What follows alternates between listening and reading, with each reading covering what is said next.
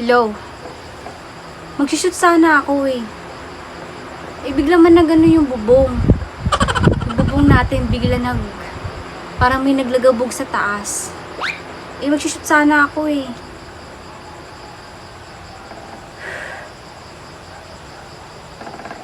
Ewan ko, naglabas lang ako, tapos bumili lang ako ng mauulam tung 6 PM, tapos kanina mga 6:30, nag-ready na ako mag-shoot. So, bigla naglagabog, hinahawak-hawakan ko lang naman yung tiyan ko. Bigla naglagabog dito sa bahay. Ha?